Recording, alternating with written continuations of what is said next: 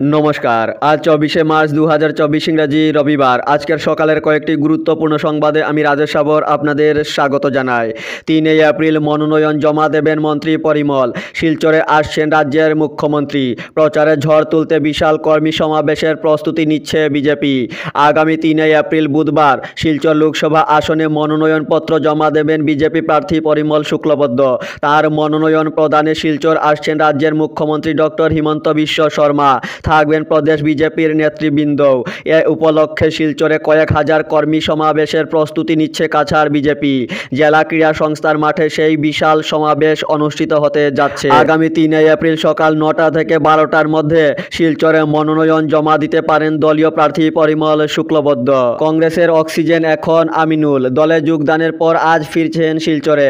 কংগ্রেসে যোগদানের পর আজ অর্থাৎ রবিবার শিলচর ফিরছেন সুনাইর প্রাক্তন বিধায়ক আমিনুল হক লস্কর।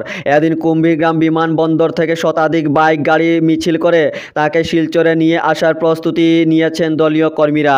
কিন্তু নির্বাচনী আচরণবিধি কার্যকর হওয়ায় বাইক ও গাড়ির র্যালিতে নিষেধ করেছে জেলার পুলিশ প্রশাসন। ক্ষমতায় এলেই সিএএ বাতিল, নির্বাচনী ইস্তাহার প্রকাশ ইন্ডিয়া জোট শরিক ডিএমকের। ক্ষমতায় এলেই সিএএ বাতিল করা হবে, নির্বাচনী ইস্তাহারে এমনই প্রতিশ্রুতি দিল ইন্ডিয়া জোট শরিক ডিএমকে। বুধবার চেন্নাইয়ের দলীয় সদর দপ্তরে তামিলনাড়ুর মুখ্যমন্ত্রী এমকে স্ট্যালিন ইস্তাহার প্রকাশ করে স্ট্যালিন বলেছেন, ক্ষমতায় এলেই বাতিল করা হবে সিএএ। সেই সঙ্গে এক দেশ এক নির্বাচনও কার্যকর হতে দেওয়া হবে না।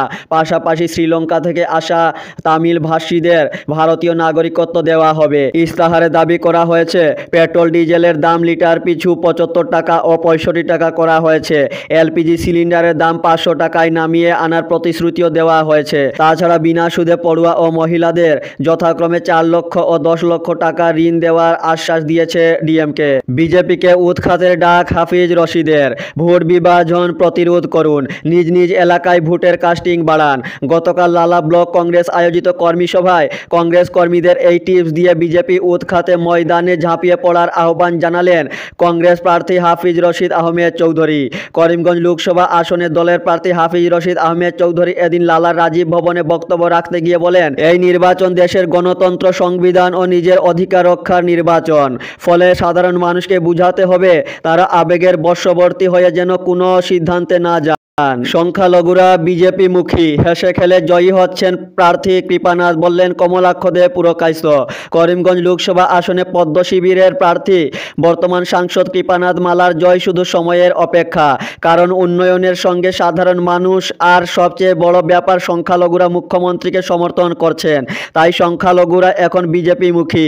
দলে দলে কংগ্রেস, এআইইউডিএফ সংখ্যালঘুরা যোগ দিচ্ছেন গেরুয়া দলে, যার কারণে বিজেপির বিজয় রথ কেউ এবার আটকাতে পারছে না। এই মন্তব্য করেছেন গতকাল উত্তর করিমগঞ্জের কংগ্রেসি বিধায়ক কমলাক্ষ দে পুরকায়স্থ। দল বদল চলছে। পাতারকান্দিতে বিধায়ক কৃষ্ণেন্দু পালের হাত ধরে গতকাল বিজেপিতে ভিড়লেন ১৫০ শতাধিক ভোটার। এদের মধ্যে অনেকেই ছিলেন কংগ্রেসের সক্রিয় কর্মী ও সমর্থক।